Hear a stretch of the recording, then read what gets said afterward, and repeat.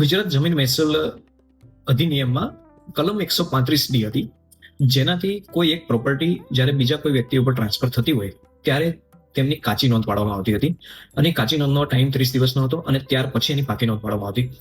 પરંતુ હવે સરકારશ્રીએ ફેરબદલ કરીને જ્યારે બી રજીસ્ટ્રેશન થશે તે સેમ દિવસે જ પાકી એન્ટ્રી પાડવામાં આવશે.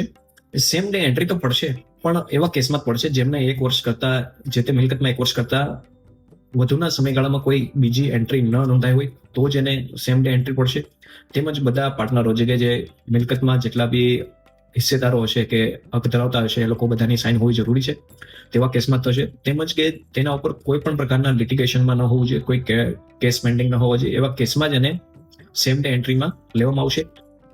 જ્યારે 1 વર્ષના પીરિયડ દરમિયાન એમાં કોઈ પણ બીજી એન્ટ્રી નોંધાઈ હશે ત્યારે પણ 7 દિવસનો પીરિયડ લેવામાં આવશે.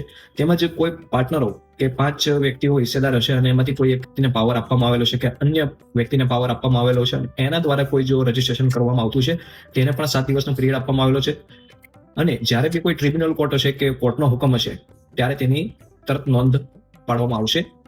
એટલે 135D માં ફેરફારથી હવે જે 30 દિવસનો સમયગાળો અને ત્યાર પછી પાકી એન્ટ્રી પડતી હતી, તે હવે સમયગાળો 7 દિવસથી 10 દિવસની અંદર તમારી એન્ટ્રી પાકી નોંધ પડી જશે. જેથી જે વચ્ચેના પીરિયડમાં જે લોકો વાંધા અરજીઓ થતી હતી અને જે રેવન્યુ કેસો ઉભા થતા હતા, એ કેસોમાં હવે ભારે ફેરફાર જોવા મળશે.